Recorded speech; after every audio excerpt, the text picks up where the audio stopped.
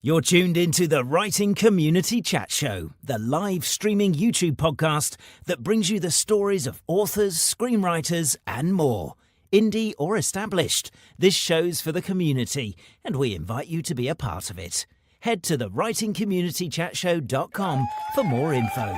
The WCCS. Together as one, we get it done.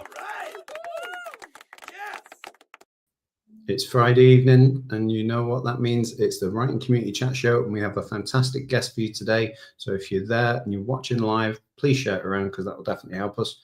But more importantly, enjoy yourself. It's Friday.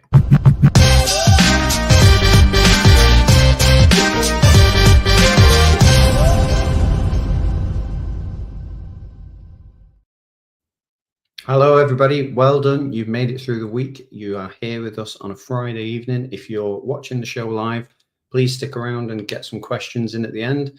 If you're listening back, thank you very much for doing so. And we hope we're filling your podcast ears with lots of writing advice and tips and guidance. And tonight's guest is going to be no different on that front, because they are an absolute mastermind of not one, not two, but three genres.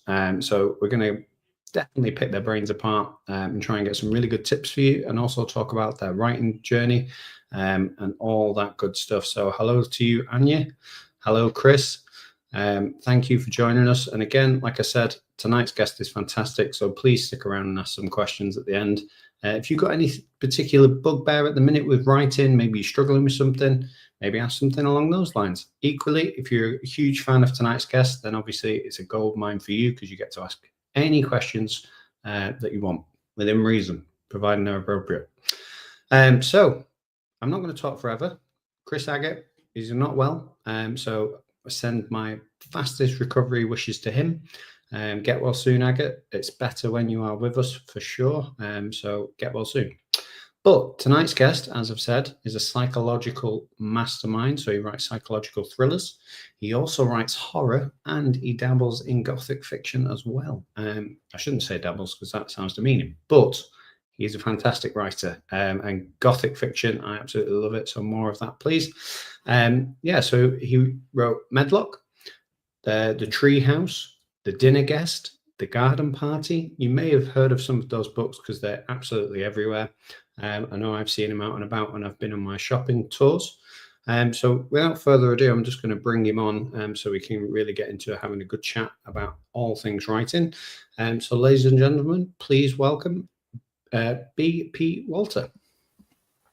Hello. Hello, how are you? Hello, I am very well, thank you. How are you? I'm very good, thank you. I love the posters that you've got of your books in the background as well. They look fantastic. Yes, yeah, this is my little writing room, and I quite like to have them on the walls. I do have others that I need to put up in other places, but yeah, those are the two that keep me company when writing. Brilliant. And what particular, why did you pick those two books? Because obviously you've got quite a lot, but what is it about those two? When I had the frames done, I think I'd only had, 4 books out at that point. So I think they were just the 4 books, and so I've got 2 there and then 2 other frames elsewhere. But I'm going to have to get more now, because book 10 comes out in 3 weeks, so I need to get more frames. Yeah, so you're going to have a whole library of posters as well to go with those books. Fantastic. So one of the things we always ask when we start the show is, where in the world are you coming from, and what is the writing scene like there? I am coming from Chelmsford in Essex, and I have a number of author friends actually who live sort of around the Essex area, but as is ever with many jobs like ours where we do them generally from home, my author friends are dotted around the UK or the world, even. So whilst it's lovely to be able to meet up with people locally, quite often it ends up places like Harrogate Literary Festival and places like that you end up seeing people you haven't seen for a whole year before, simply because you're kind of separated by hundreds of miles. But yeah, I am very lucky though. There are a number of really great writers here in Essex. Brilliant. Yeah. Anya says the holiday light and candle also makes the space really cozy and perfect for writing. I do try. Yeah, definitely does. Yeah, I'm a big autumn fan, so I've got the autumn decorations and pumpkins and everything. So it's my favourite time. Brilliant. Yeah, I was actually born in Chelmsford in Essex. Oh wow! Yeah, but I didn't live there for very long. I moved up north to Manchester, and so whenever I hear somebody from Chelmsford, I'm like, "What's it like? What's it like to live there?" It's great. Yeah, I really like it. I'm originally from Billericay, which isn't too far away, but yeah, I really like Chelmsford. It's a nice mixture between city and town kind of vibe. Yeah, and as you mentioned Harrogate, we spoke to quite a few people at Harrogate Crime Writers Festival, and a lot of them worked in the publishing industry, and some of them worked and lived in Harrogate, and they said the commute into London was one of the benefits. So do you find yourself going to London quite a bit, or? I don't go that much now, even though it's only about 25 minutes, half an hour to Liverpool Street station. But I used to live in London, and then when the pandemic hit, I moved back to Essex, and I ended up never going back to London. I stayed in Essex, but I loved it when I lived there, and it was a wonderful place. But it now feels strangely far away, even though it's only about half an hour away. Yeah, brilliant. Right. Well, now that we've covered where you're coming from in the world, I'm just going to play a little short video, and that is the road to writing. So when we get back after this video, I'm going to ask you how writing became such a thing in your life and where it all began. So I'll just play this quick video.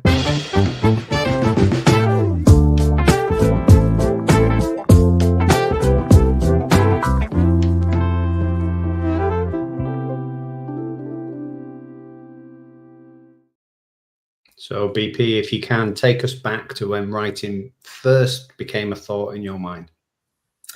I think it was probably when I was very young, but it wasn't the sole kind of goal or job in my future I felt at that point. I think I definitely wanted to be an author at some point in my childhood, but I think I also wanted to be like a Disney animator and a film critic and various other jobs as well. But it was in there, particularly when I started reading crime fiction, probably when I was about 11 or 12. And I thought it would be wonderful to write crime novels, and I thought that would be a great thing to end up doing, but I can't say it was kind of my life's ambition as such. And when I went to university, I was very focused on potentially going to the film industry, and I did an undergrad in film and English and a postgrad in film and cultural management, which was very much setting me off to go and potentially work in film marketing and that kind of thing. But I just knew I wanted to tell my own stories, and instead of kind of packaging up other people's, which is a very creative job in many ways, but I knew I wanted to be kind of coming up with the stories myself. So that's how I that was the startings of knowing this is what I wanted to do. And how did that university experience sort of help or hinder you? Because we've had quite a few people on the show that have been to university in a sort of creative space, as you've mentioned. And some people have said it's been brilliant and it really helped their writing. And others have said it was the worst thing I did, complete waste of time. I should have just got on with something way earlier. I absolutely loved uni. I didn't do a degree that focused on the practical sides of writing. It was purely theoretical based. There were some modules within it that you could end up doing some practical writing. I did do a little bit, but generally speaking, it was very much the study of English literature or the study of films rather than writing literature or filmmaking. And that was completely what I wanted at the time. I wanted to study other people's works, and I loved studying 2 or 3 books a week and 2 or 3 films a week. And I think it allowed me to work out that was what I wanted to do myself by absorbing some of the best examples of storytelling. I think I found that inspiring and encouraging and probably daunting in a way, but I think it led me on to seeking out the kind of the space and time to do it myself. But it was overall a really positive experience, and I look back on those years as probably some of my best in education, I think. So when obviously you're in the midst of studying, and you just said yourself about like digesting all of the sort of best examples of literature and film, when did you actually start putting pen to paper for your own ideas? And can you talk us through what that moment was like? It was towards the end of my time at uni. It was towards the end of my MA, and it was around the time when, if we wanted to end up going to work in the film industry or publishing or something kind of relevant to our degrees, it was the time that we should probably start looking for for jobs in those areas. And I was kind of hesitant to start. I'd done some internships in film companies, and I just wasn't sure that was really where I wanted to go. And I suddenly had an idea for a novel, and I knew it was something I was quite confident in pursuing. And more or less immediately, I decided that's what I wanted to do. As soon as I graduated from my MA, I wanted to devote as much time as I could to trying to write that particular book that had just kind of popped into my head out of thin air. And I was very lucky when I finished and moved back home with my parents. When I finished my degree, they were wonderful in allowing me the space and time to write. I was very lucky in that sense. I did work part-time in a bookshop whilst I was doing that, which itself was a great education, because it allows you to see what's selling, what people are liking, what books customers are excited to talk about. So that itself was really good as well. And for about a year, I just focused on writing and working in bookshops. I did in the end go on to a full-time office job in social media, but I think that was great because it allowed me to experiment with the writing and how I wanted the plot to go and that sort of thing. And curiously, that book wasn't the one that got me an agent or a publisher, but it did end up being published as my fourth novel, weirdly, which was my fifth novel, which was The Locked Attic. Do you know, I actually have the books here with me, because I do quite often podcasts and I can see the books out of sight and out of reach, and I've been really prepared, and now I can hold it up. So this was the book I wrote in about 2014, 2015 when I finished uni, and it was turned down by all the agents I sent it to. And it was never offered out to publishers because I wasn't represented by agents at that point. But in the end, it did get published, which I found really exciting, even though it was kind of 5 books later down the line. And I also did very much rework and rewrite it because my writing style had changed by that point.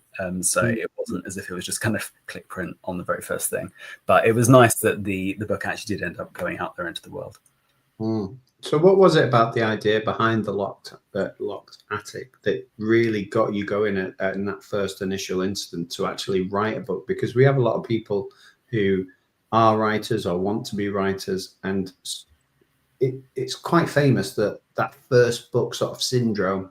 A lot of people start one, but they never finish one. So why was that idea different, and how did you go about actually completing it? I think I wasn't too this is probably a very not very good commercial answer, but I wasn't that hung up on genre when I was writing it.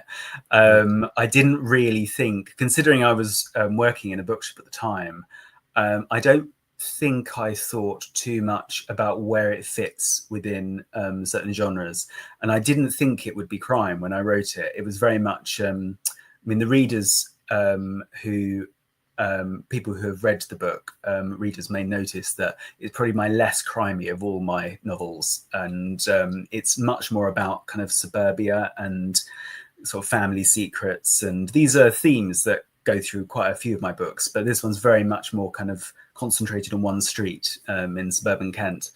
And it was that kind of neighborhood toxicity that I found really compelling. And I'd read in other books as well, not necessarily crime novels, but it was something that I found intriguing and kind of enjoyed when I saw it in TV dramas. So I think that was the thing that kind of spurred me on to write it. And I think not being too kind of concerned or worried about which genre it would fit into was quite liberating at the time. It probably explains why it wasn't the book that got me agency representation, because it probably wasn't one thing or another, I think, at that point.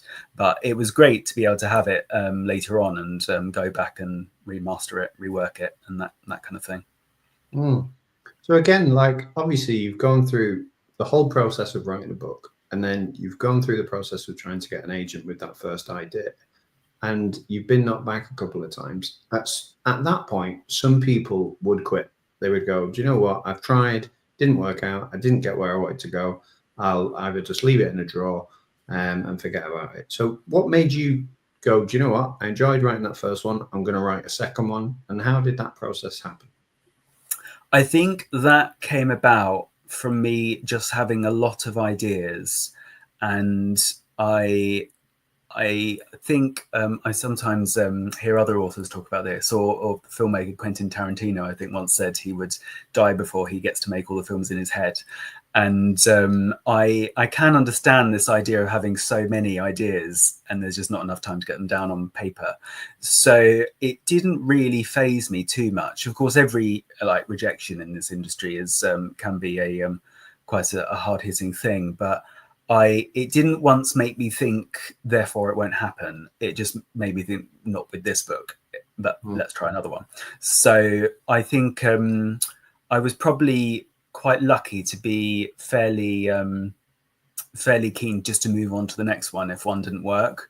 And I also knew some other people who had tried to end up with an agent or get published, and knew that, and I'd listened to a lot of podcasts kind of similar to this one as well about authors' publication journeys, and I knew it wasn't uncommon for it not to be the first book to get an agent and then not to be the first book to get a publisher, and I knew this wasn't an unusual kind of journey. So I think knowing that this was fairly normal allowed me to think, well, then let's just try another one then. And did your writing process change with book 2 in terms of, you said before you didn't think about genre the first time round.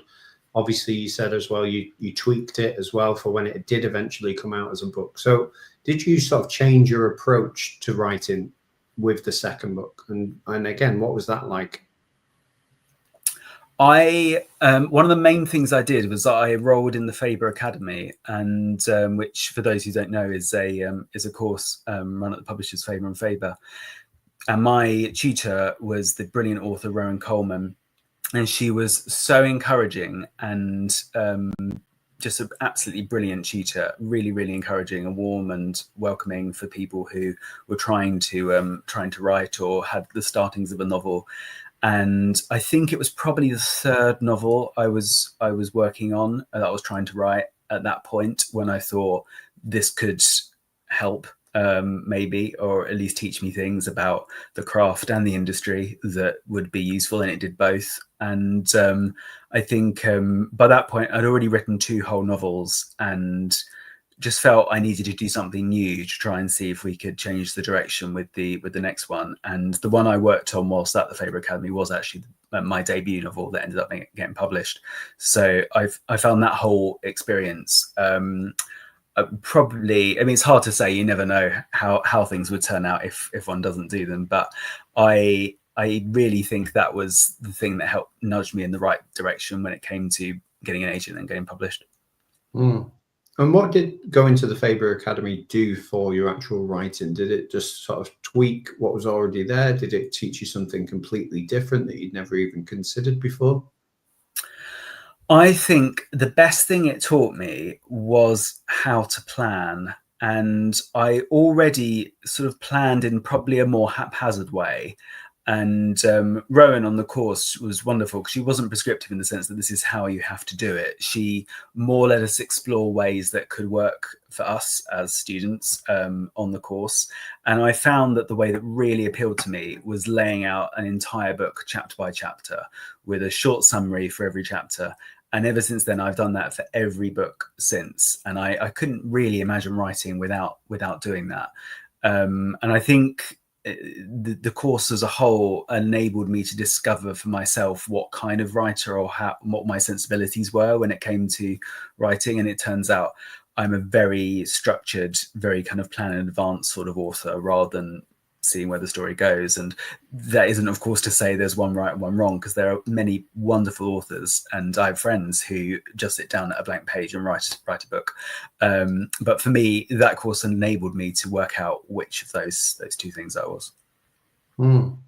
So when you first started writing that very first book, what was your writing process like, and how has it changed now that you're 10 books in? And I'm going to add to that as well in terms of, what do you wish you What do you know now that you wish you knew then? Gosh, so much. I think my writing process, and when I wrote the very, very, very first one, I don't think I planned. I think I just went in and wrote it. I think I probably had a plan in my head, and which is probably what I mean when I say I planned a certain way. But I knew where it was going, just probably not every beat getting there. But I think my process now is very, very different. It's very ordered. It's less kind of let's discover where things go. It's more I like to know exactly where things are going. And I don't think I'd got there when I wrote the second book I ever wrote, not my second publish, because I hadn't done the Faber course by that point. But by the time I was onto my third book, which was my work in progress while I was at the course, that was one that helped me start to fine-tune that process a bit more.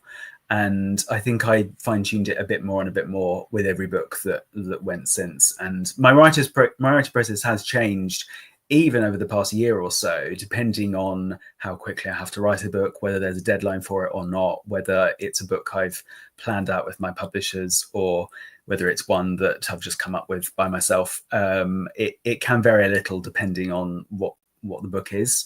And I kind of see the process as something that I have mostly set in stone, but the stone can change color. I think that's how I sort of think about it. I can just adapt it a little bit depending on what would suit the book at the time. Yeah. Again, we've got a lot of people who watch the show that, again, want to be writers or are writers. And one of the things we try and get into is the sort of numbers and try and sort of take some of the stigma away from it. So we had like Adele Parks on, for example, and she says she aims for 1,000 words a day. No, in fact, she said she does 1,000 words a day and that's it, she's done. But we had Ben Aronovich on and he said 250 words is a good day for him. And if he does that every day consistently without fail, he's got a book at the end of the year. So what are your like day-to-day numbers? What are you happy with on a day? And how long roughly does it take you to map out a book and write the book? Do you know, this is one of the ways it's changed actually. I used to not focus on word count at all, and I wouldn't know at the end of each day how much I'd done or not. And that was quite deliberate in this, particularly when I used to work, when I still worked in social media coordination, I couldn't really write much during the week. I had to just write at weekends. And there were some weekends I was busy with seeing friends or family commitments. And I knew that if I held myself to a particular word count, I'd end up feeling bad for spending time doing the other things. So at that point, I kind of gave myself permission not to even look. And I loved writing so much. It wasn't as if I needed to kind of like push myself into doing it. And that mostly stayed the same. Even when I went to write full time, I still carried on without really noticing too much of the word count. And I only really changed to now. I now try and do 3,000 words a day when it's a proper full-on writing day. Different if I'm in the midst of structural edits or doing events, it can change. But if I'm in the midst of just pure writing, I try and do 3,000 words a day. And that came about last year when an order of books, publication order changed and meant I had to write a book that was originally going to be the year after, had to be brought forwards, and had to write that quite quickly. And so I deliberately came up with a how many words a day kind of plan in order just to make sure it definitely got done. And I ended up really enjoying it and thought, why haven't I been doing this from the start? It appealed to the structured planning kind of part of my brain. And ever since then, I've now tried to do 3,000. It's a number that I don't feel like I've really stretched myself too far, but I feel like I've still made substantial progress in the manuscript. But I say all this under the sort of understanding or kind of contract with myself that it's okay to break it if I have a busy day or if I have lots of other admin-y kind of things that comes with the books coming out. It's fine if it doesn't happen. So it's a relaxed aim, I'd say. Yeah. So you said obviously you went full-time as a writer, and this is something that a lot of people tend to struggle with in terms of like when the time is right to go full-time. You know, you've got finances and things like that to manage. So how did you come to that decision to go, do you know what, I'm going to go full-time with this? And again, can you talk us through that process? Sure. It was when I'd had 3 books out by that point, and I knew I was going to give it a couple of books. I think I'd already kind of decided that quite early on, at least a couple of books, I should say. I was well aware it could have taken more, but I was very lucky that my third book just became a very different publishing experience for me than the 2 books that came before it, where it just completely changed my life. It just sort of took off in a way that the books, my first 2 books, hadn't. And I was with a new publisher and or a new imprint, I should say, and steadily, one by one, things started to happen that hadn't happened before. We had enormous supermarket orders. It was chosen for an incredible promotion at Waterstones. Just the stars just started to seem to be aligning, and I started to think, oh, this might be the one that means I can write full time. And I was very lucky that it did turn out to be. And it was also a very good moment, I think, in terms of where the pandemic was up to, because it came out in 2021. It was called The Dinner Guest, I should say, and that book, The Dinner Guest, was ready and waiting in bookshops when everyone went back to shops. I think it was about April or late April when Boris's kind of chart of where we're up to in the lockdowns allow retail to reopen. And there was a lot of worry that people would be really hesitant and not go back, but it was the opposite. People poured back into shops. And I think bookshops, I think I read somewhere that footfall was similar to what they'd kind of expect at Christmas. And I think that timing was really lucky as well, because when the shops reopened, The Dinner Guest was there ready to be discovered on the tables. And it was just kind of gaining momentum in a way that I'd never experienced before. And it got to number 1 on the Times chart, and I didn't expect it to, because I the day before the chart was revealed, I said to a friend of mine, it definitely won't reach number 1 because there's this other big book out, and there's no way it's gonna go past that. And then the next day it did, and I absolutely couldn't believe it. It was amazing. And then after, when it hit the Sunday Times bestsellers chart, I started to think I probably should make a decision now to kind of commit to doing this as my full-time job. And I discussed it with my agent, and I then made the choice to write full-time. And also just timing. I was so stretched between doing a full-time job and trying to write as well. And, as I mentioned, there's lots of admin stuff that has to go with being an author. So that was kind of a real weight off my shoulders, being able to just make it my full-time job. So obviously one weight off because the full-time job is gone, but obviously the success of The Dinner Guest, is that an additional weight that then you're having to bear? Because obviously if a book is hugely successful, the book after it, I can imagine that's quite difficult to comprehend in terms of going, oh, this was so successful. Is this one going to live up to the hype? Was that something that you struggled with when you were writing the next book after The Dinner Guest? I don't think so, because it would have done had the next 3 books not already have been written. So I knew I was writing books that would be way into the future past that, because the 3 books after that were very much kind of finished and planned out. So I don't think there was a period that kind of allowed me to be daunted, which is a very lucky position to be in, I'm aware of.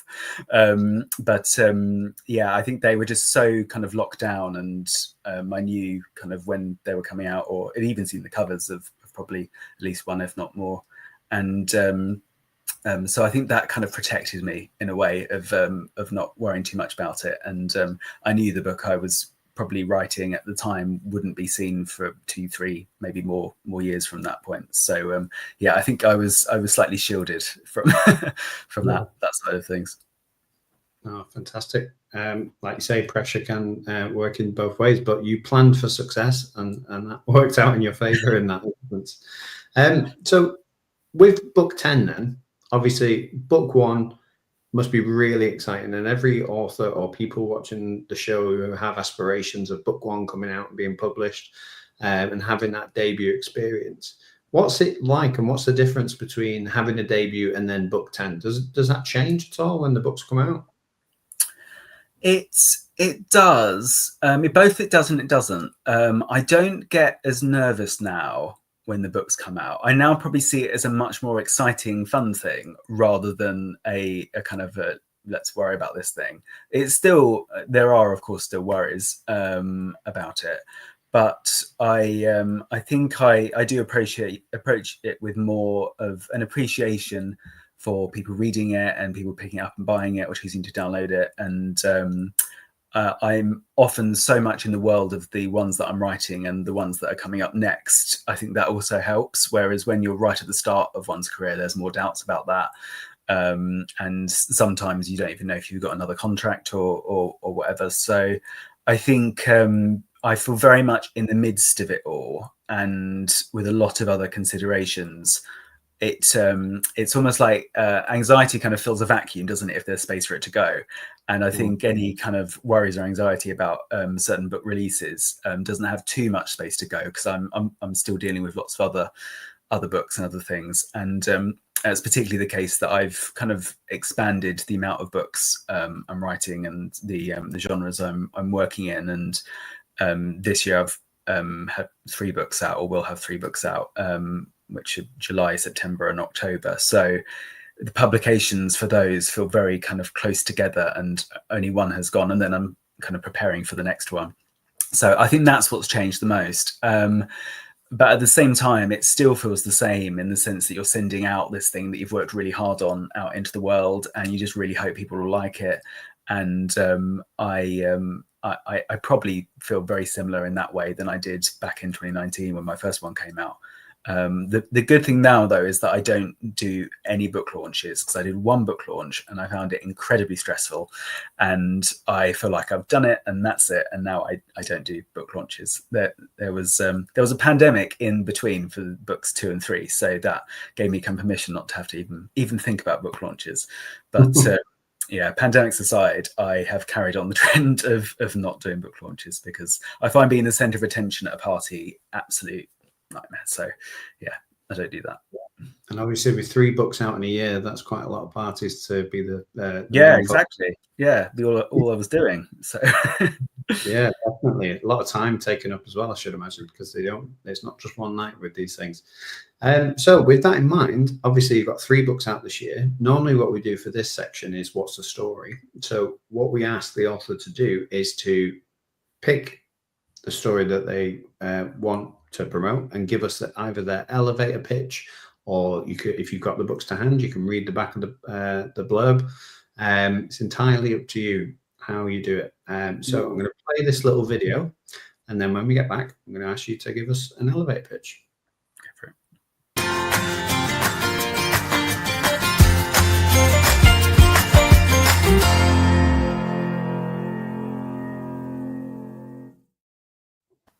So BP, picking between 3 books, I suppose, is like picking from your children. You never know which one's your favourite at any given moment. So you give us the elevator pitch, please, for the book of your choice. That is true. Well, the one that I will do, The Winter Visitor, because that comes out this month. I should give, the only one I've got to hand that's of those is The Treehouse, which came out in July. So that's out now if people wanted to grab that now. But the one I've got out this month is The Winter Visitor, which is actually a Christmas crime thriller. And even though it comes out in September, but that's apparently when Christmas books, they come out in September and October. And it's kind of amazing. I haven't written a Christmas thriller before now, but it's probably the most Agatha Christie-ish book I've written, where there is a murder in a Scottish castle. So the main pitch for it is there is a family, the Wayman family, who are very rich, affluent family, and have a big Scottish Highlands castle, and they're gathered for Christmas. And someone turns up, a stranger, and he says he believes he is the son of one of the 3 adult sons of the family, but he doesn't know which one. And he's there to find out who his real father is. and the whole family just kind of shocked and horrified. All the three sons are partners. They don't understand how this could have happened. And there's a big storm, and the guy, they can't throw him out. So they put him up in a guest room, planning to work this out the next morning, which is Christmas morning. But the next morning, he is found dead in the guest room with a Christmas ornament through his heart. And someone in the castle has killed him during the night. And someone clearly didn't want him to get to the bottom of the secret of his parentage. So yeah, that's the basic kind of hook for the winter visitor. And yeah, it's snowy and festive, and hopefully something that people will enjoy reading as the nights start to get darker. Yeah, wow. Andy says this book sounds amazing. No, fantastic. So again, obviously you mentioned there about moving around into different genres. And again, we've spoke to a lot of authors when they get pigeonholed into one sort of genre, and it's like the publisher says, no, we want you to keep going with this character or this type of fiction. So I suppose the question is, what appeals to you about moving into different genres, and how have you sort of been able to do that when you've got a really good fan base in various different genres? I think it's partly because I like to read a variety of different genres myself, and I know many readers who don't just stick to one. So I think readers, I certainly am, more tolerant of genre shifts than sometimes maybe the industry thinks they are, maybe. But I've always liked reading thrillers that I feel do something a bit different with the genre, or push boundaries a bit, maybe stray into other genres, or a little bit more unplaceable, possibly. And I've tried to do that with my books, and I'm always very grateful when readers contact me to say sometimes what they like about my books is that they all feel very different. And it's certainly something I try to do. Occasionally a name change is in order, because it can be helpful just to indicate, I think, to readers that this is quite a different proposition, which is what I did with my horror novel Scuttle last year, which was published as Barnaby Walter rather than BP Walter, just to kind of suggest to readers that it's still me, but there's something different at work within these pages. And in the case of that novel, it was giant spiders that kill people. And also with my gothic thriller Medlock, which comes out in October, that's published under the name S.G. Hartnell. Sometimes these things are there to make things work with multiple publishers. Sometimes they're there to kind of give readers a sort of a notice to say, expect something a little bit different. But overall, when it comes to writing, I just really want to write the books that excite me when I'm writing them, ones that make me, or how I would want to read on if I was the reader rather than the writer. I think that's mostly what I set out to do. And then I try and find, or me and my agent or editor will try and find a way of making that work. So it's a collaborative process, but at the end of the day, I want to write a book that I'm happy writing, and hopefully a book that readers are keen to read. So with the winter guest, then obviously you mentioned Christie's influence potentially in terms of, trying to write in that sort of lot. I suppose it's a lot room psychological thriller. So again, when did the idea come, and how difficult was it to write something like that? Because from a reader's perspective, obviously all the characters are very close together. You're getting different perspectives. You're trying to guess constantly, sort of like what the outcome is. So as an author, that must be quite tricky to try and keep people on their toes, but also throw in a couple of twists as well, which are going to, leave the reader with a jaw on the floor type thing. So how do you do that? I do not know. That's the honest answer. I am a terrible author when it comes to working out where ideas came from and how they end up on the page, because and I've only come across, I think, one other author who said it very, very similar to how it works for me. And that was the author Amanda Prowse. And she said it's as if she just gets a movie downloaded into her head, and it's her job just to write out what the movie is playing. And that is exactly how it is for me, where a book wholesale gets kind of just arrives into my head, and I know it all from beginning to end right in that moment. There's usually not too much that changes. Sometimes things do, sometimes things have to change in order for twists to work or kind of the actual structure of the story to work. But generally speaking, the basic plot and idea just arrives kind of out of nowhere and as if magic spells happened. And I then try and plan out the novel as soon as that idea, or as close to that idea arriving as feasible, because I don't want it to go. I may end up never using it. I may end up deciding it's not worth carrying on with. But as long as I feel I capture it down in a chapter plan, I feel it's then there for me to go back to at a later date if I need to. And there will be a period of refining, I think, as I kind of go through it and getting the characters and making them feel kind of real and sort of fully developed. But in terms of where the idea comes from and how I kind of wrestle the plot, I don't feel there is any wrestling, because it is just there, really. That's a very strange and unhelpful answer, I think. No, I suppose with that then, if we try and give people watching 3 potential tips for writing in, let's say, one for each genre, psychological thrillers, horror, and then the gothic, what would your one tip in each genre be for people looking to write in those areas? Horror, I'll do horror first, because I think that might be one that's probably the most helpful in terms of real kind of genre signposting, because there has to be something scary within it. And I think maybe if someone was writing a horror novel, one could consider what that writer finds scary.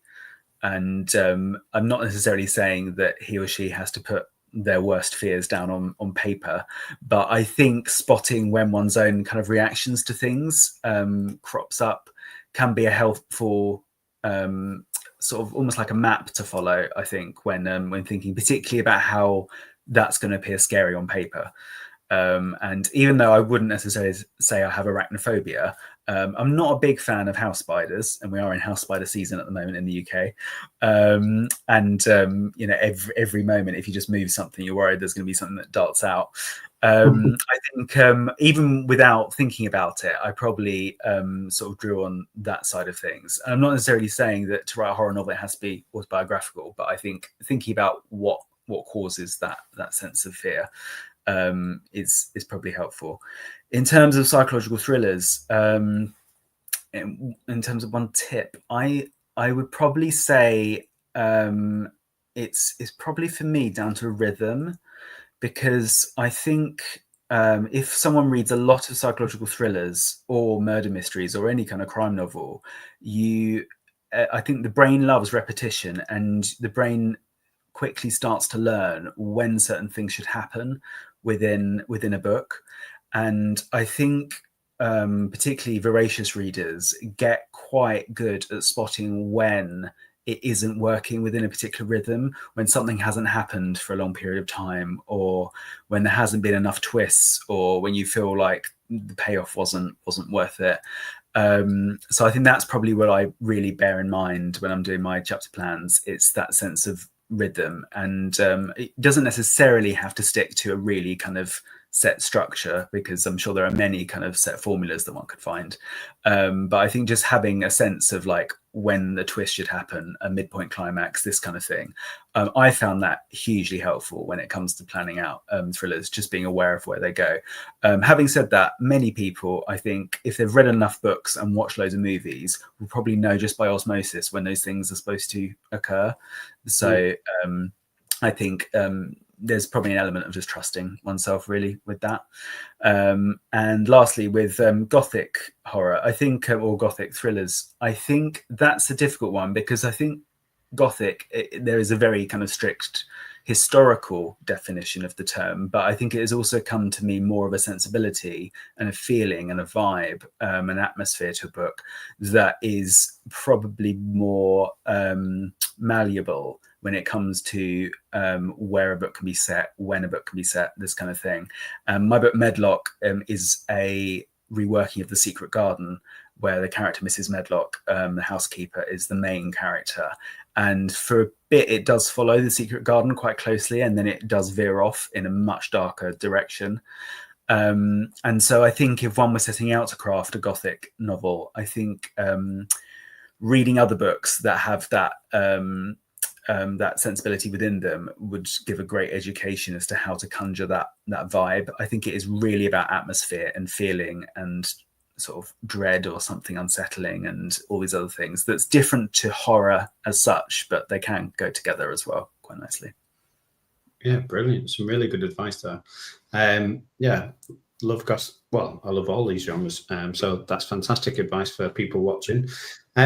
Speaking of people watching, if you're watching now, we're shortly going to be moving over to the writing community question time. So if you've got a question, feel free to send it in, and we'll ask as many questions as we can get through. But first, we're going to ask some of our staple questions, and we're going to play a little video to indicate that. So, community question time.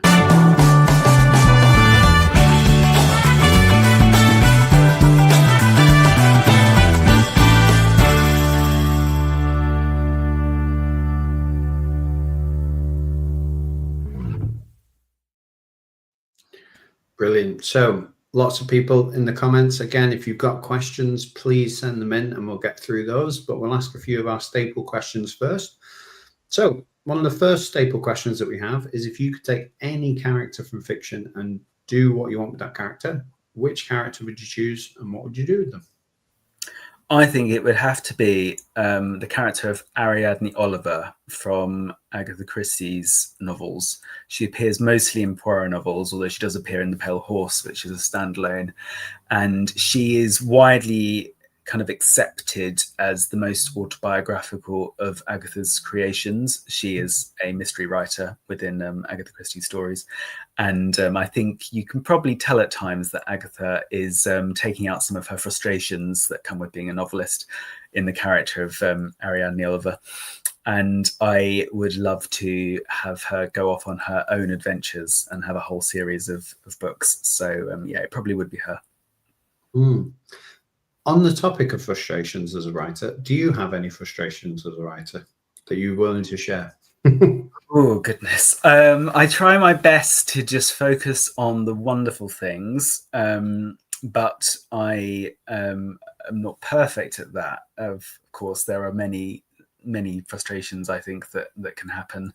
I think this is a job that kind of baked into the job. There are ups and downs and difficulties, and I think getting used to the fact that so much is out of your control as a writer can be a difficult one, and it can be hard to sit back and sometimes watch things going wrong when you can't do anything about it, or mistakes or that kind of thing that you can't really do anything about. And I think that could be hard in any profession. That could be hard. And I think as a writer, we're very used to kind of having control over our characters. But then when that book or those characters go out into the world, we sacrifice some of that control, because then it becomes a product that needs to be sold.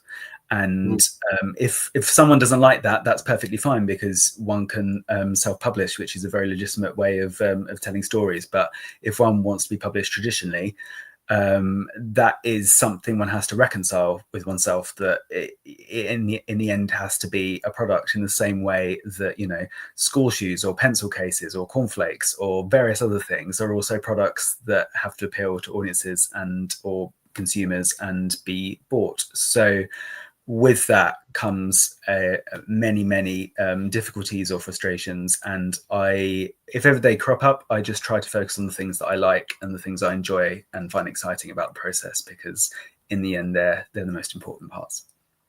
Yeah, absolutely. So one of the other questions that we have that's a staple question is, if you could change the ending to any fiction, what would you change the ending to and why? This is a difficult one, and I definitely wouldn't want to suggest I know better than the author of any known piece of literature. But the one that popped into my head actually was the ending to the Hunger Games, the very last of the Hunger Games trilogy, before the more recent two books came out, the original trilogy, where, spoiler alert, if someone by an amazing miracle hasn't come into contact with the Hunger Games books or films at this point, like maybe mute or something, because I'm about to say something that happens at the end of the last Hunger Games book and film. But there's a bit, for those who know it, there's a bit where all the victors decide, once they've seized control of and they've won the kind of civil war, essentially, the idea is floated to re-establish the Hunger Games almost as a form of revenge against the people that have terrorized them, and they all agree to it. Including Katniss, the main character. And there's an important reason why she agrees to it, because she's got a plan to do something later on. But I always thought, wouldn't it be wonderful if the book or if the film just stopped there, and it had it that Katniss had been twisted so much by her experiences that she'd become the very villain that she had sought to try and depose. And it just ended with a really cold, horrible idea that this is just going to continue and continue and continue. And of course, that isn't the ending that Suzanne Collins came up with, and it's probably best that it wasn't. But the darker part of my brain sometimes thinks, oh, it would be wonderful just to cut to black at that point and have that as a very chilling, miserable ending. Yeah, I agree. I love that. Brilliant. So we've got some questions coming into the chat. Again, if you're watching now's your opportunity to send them in, so please send them in. This is a question from Anya. Best and worst places for a writer's retreat? I have never done a writer's retreat. I do reading retreats where I either take myself off somewhere to a hotel, or I do it locally at a local leisure centre. But I've just done one this week where I go away for a whole week and just read. I don't generally write or do much else. I just read books all day, every day, and it's joyous. I really love the immersion kind of in reading that gives me. But I've never done a writer's retreat, so I don't know if I can answer in the best way. But I imagine a lovely place would be somewhere kind of cozy, maybe with other things like a swimming pool or a nice lounge or that kind of thing, where one can write and then rest and that kind of thing. In terms of a worst place, probably if one sat down in the middle of B&Q or Asda or something and tried to try to write amidst the aisles or somewhere. Yeah, somewhere very busy. I don't know if would be very conducive, but yeah, I think. Yeah, Annie says that sounds like so much fun. Obviously, reading retreats. Yeah, I mean, obviously, lots of people say in order to be a writer, you have to be a reader too. So yeah, why not do that? Yeah, there was a question off the back of that I was going to ask. Oh, that was it. The Winter Guest. Why did you decide to set that in Scotland? I'm not too sure. I think I wanted it to be the Highlands of Scotland, somewhere where one of my closest friends used to live, and I used to go and visit her there, and I loved it, absolutely loved it there. I think it appeals to me because I do not like sunshine. Sunny days are not my favorite kind of days. I like dark and overcast days, and I think the Highlands of Scotland has some of the least amount of sunshine in the whole of the UK. So whenever I was there, I loved the fact it was just constant cloud cover, and I think that appeals to the part of me that loves the autumn and winter vibes. So when it came to writing The Winter Visitor, I think I knew I wanted it to be set somewhere that would feel quite cozy and wintry, and also quite remote, because it's quite important to the plot that the family are very much closed in and can't leave. So I needed all those elements. And there was actually a strange legal issue that actually was complicated by me setting it in Scotland, because Scotland, of course, has different laws than England on some things. And I won't say what it is because it's a bit of a plot spoiler, but there was a legal issue that my editor kind of flagged, saying in Scotland that's actually illegal, whereas it isn't in England. And I had to find a way of working around that. So yeah, that temporarily caused a bit of a worry, but it was fine. We solved it. But yeah, generally speaking, I wanted it for the vibes. I think for the sort of the cozy wintry vibes. Nice, brilliant. So Chris has sent in a question. Thank you, Chris, for your question. Was there a particular writer or particular book that inspired you to become a writer? I think I've already mentioned Agatha Christie, but I think I have to mention her again. I think discovering Agatha Christie aged 11 or 12, and I think having the joy of not only discovering an author I loved the books of, but also realizing she wrote like 77 of them. So I wasn't going to run out anytime soon. And I think she helped crystallize for me what I liked from books and what I would hope to give readers. I also think probably more modern day psychological thriller authors helped me move towards this genre now. And although I've said The Winter Visitor is my most Agatha Christie-ish of my books, I think most of my thrillers are probably more similar to the writings of, say, Ruth Rendell or Minette Walters. And these were the authors I think I discovered after Christie. And I think authors that wrote very complex, dark, modern day or modern to when they were writing, or at least more modern than Christie's feel to us now, set in kind of contemporary, often suburban worlds, amidst people that we could kind of very easily imagine meeting in everyday life. And I think the gritty realism of those kind of infused with the more kind of classic mystery appealed to me. And I think it was pretty a mixture of those two things. I think at the time I didn't realize I was reading psychological thrillers. I think the books Ruth Rendell wrote were quite often just put into crime, the same as Minette Walters. And I think it's only more recently we've come to think of there being more kind of pillars within genres in a more defined sense, I think. Yeah, brilliant. So we've got a few minutes left. If you're watching now live, please feel free to send in a question. We'll try and get them in. We might do a quick fire around if we get a few more questions. But again, we have another staple question. And obviously 10 books in, The Winter Visitor out shortly as well. This is quite a difficult one for some people. But you're on your deathbed, you're looking back at your writing career. What would you be happy with? What is success to you? I think for me, it's just writing the books I enjoy writing. Really, it's quite simple, and I feel like I have done that and continue to do that. So I'm very happy with that. Yeah, no, brilliant. So with The Winter Visitor, then, what's your what can readers expect that maybe they haven't seen in your books before? I think it's probably my most liked of my books. I say that cautiously because there are murders, there are dead bodies, there are disposing of bodies. That this isn't Gilmore Girls, but it's I think slightly lighter in tone than some of my other books, and there's probably more slightly humorous family dynamics that go on, and there's probably a bit more time spent with that rather than the darker, more grisly side. And I've had some very, very dark books in the past, like my book Notes on a Murder involved a very, very disturbing island where things like murder and torture happened. And this is definitely not that. This is much more of the lighter side of crime, where it's kind of more the mystery and the family dynamics that are at the heart of it rather than anything too hard hitting. So I think that's probably the most different aspect of it. Although having said that, people who have enjoyed my darker books will hopefully still find shades of that within this. So fingers crossed it pleases everyone. That's the aim. And on that, if somebody was listening or watching this now and they hadn't read any of your books, which of your books would you recommend they start with? I think, mentioned The Dinner Guest that was my first bestseller, and people seem to really respond to that book. I think, and my book, The Garden Party, which came out last year, people seem to have responded really well to.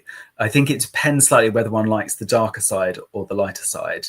Probably The Dinner Guest or The Winter Visitor is a quite good starting off points if one doesn't like things too dark.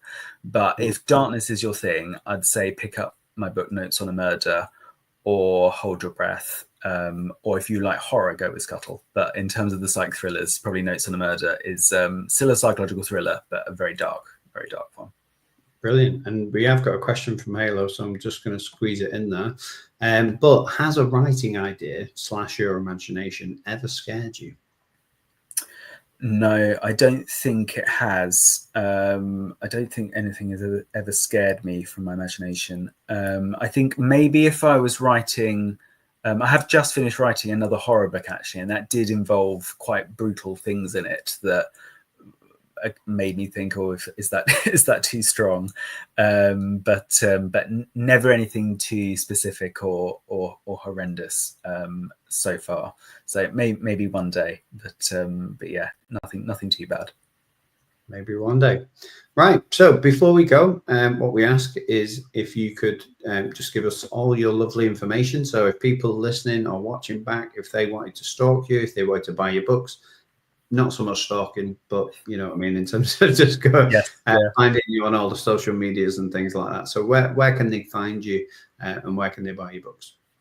The books are available to buy in bookshops and, of course, online retailers like Waterstones.com and Amazon and Audible. I love audiobooks, so yeah, they're definitely available to download on there.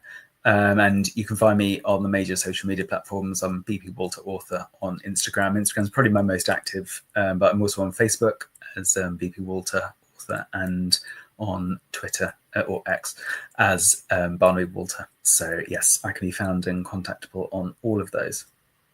Brilliant. Okay, so that's the end of the show. Thank you very much for watching. Again, we might do a little after show after this. So if you're interested in sticking around and having a chat about all things writing, obviously we move away from the sort of the guest format, but it's more casual. So yeah, if you're into that, we might go live on TikTok and things. But thank you so much for listening. If you're writing this weekend, please get in touch with us. Just let us know what you're doing, where you're up to, because we love to support the authors of the show and the people who listen to the show as well. But yeah, that's it from me. Anything left from you, BP? No, that is everything. Thank you so much for having me on the show. It's been great to chat. Brilliant. So that's the final bit of the show, everyone. So thank you very much. And we look forward to seeing you same time next week. Thank you. Have a good weekend.